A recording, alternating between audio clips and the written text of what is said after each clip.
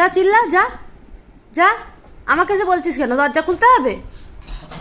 হ্যাঁ কি ও কি কি কি শুনি? তাকাই দিকে। রক্সি